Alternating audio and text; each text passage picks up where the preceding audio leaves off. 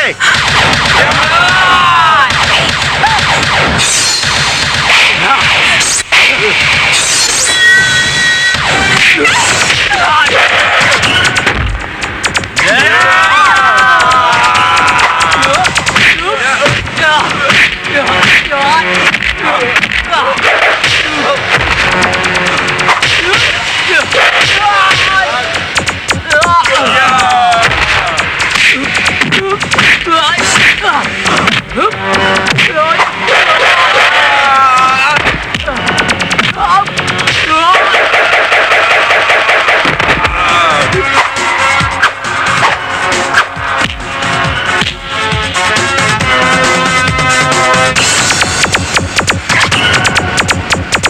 हाँ बाबूजी, चंदनिया जिंदा है, हुई मोला छोड़ाई से।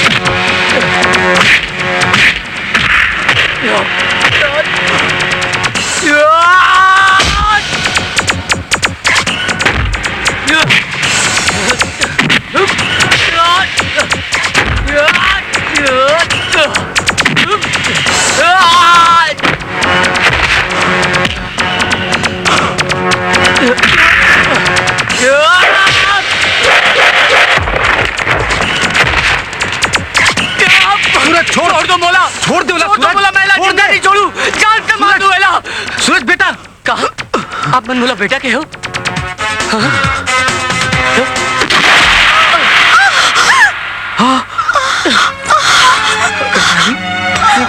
ये तक कहाँ का डर कल्याणी?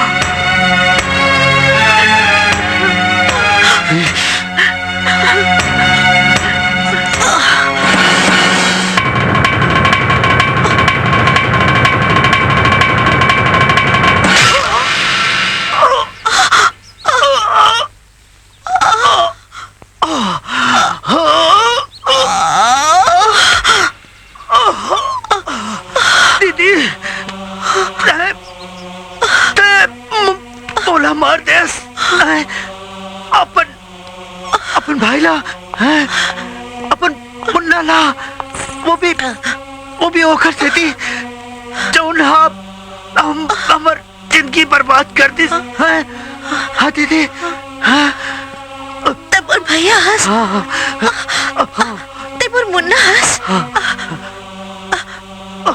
पर वो तो मोर पति है, पति परमेश्वर है। औरत मन के जिंदगी ला भी का बनाते भगवान, कतिक रिश्ता निभाएला पड़ते, माँ, बहिनी, बेटी और पत्नी। मुला माफ कर दे मुन्ना, मुला माफ कर दे। चल हम दोनों चला था और माँ बाबूजी ले पूछबो कि हमारे साथ काबर ऐसा होए।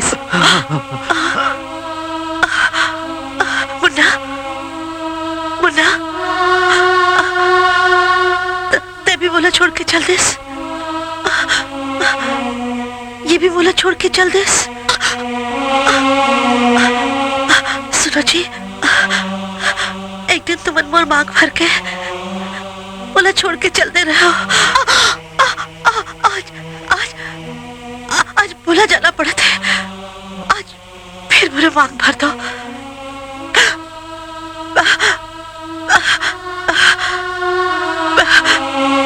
फिर ये हमारी कहानी फिर न दोबारा दोहराई जाए, फिर ऊंच नीच के कारण कोनो प्यार करने वाला ना बिछड़े।